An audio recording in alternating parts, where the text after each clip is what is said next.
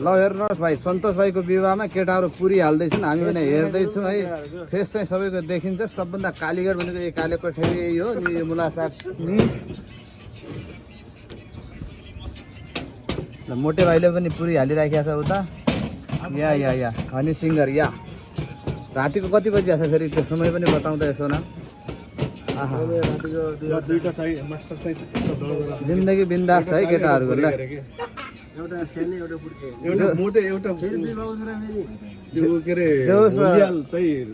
कुरो कस्तो भयो भन्दाखेरि कालीगढै कालीगढ सब कुकम्यान हुँदाखेरि सबैले एकदम आनन्द छ। हेर्नुहोस् हामीलाई मजाले भिडियो बनायो, फोटो खिच्यो, पछि चट्ट बनायो, खायो। यति सुविधा सम्पन्न त यहाँ कुनै पनि विवाहमा सायद नभयो होला है साथीहरू। ए तु गर ए मु गर भन्ने तुछाड मछाड भन्ने छँदै छैन। केटाहरू अटोमेटिक कसिएर बाफ्रे बाफ्रे पुरा हेर न, पुरा बिन्दास पारामा केटाहरू चाहिँ पुरी हालिरहेका छन्। अब हेर्नुहोस् एउटा हालेर देखाउँछु। मिसे नलिएर कहाँ ए मिसे मिस्यु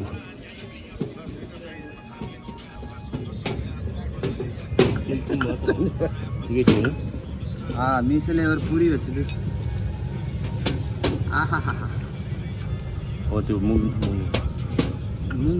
पूरी देखिन छ यसको क्या बहुत गरेर फुरा यार गाँठे सब पुराउनु बिग्रियो भने चाहिँ एक दुईवटा मात्र बिग्रेला, नत्र सब फुल्यो होला।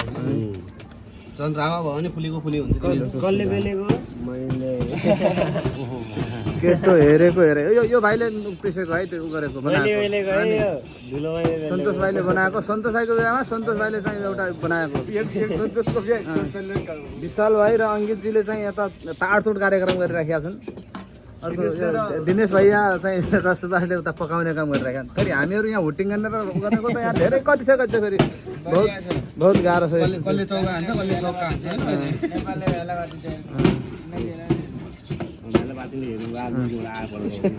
भाइ साहबले त तामिलमा त बोल्ने रहेछ के अरे मोटु। या ल योभन्दा धेरै लामो बनाउनु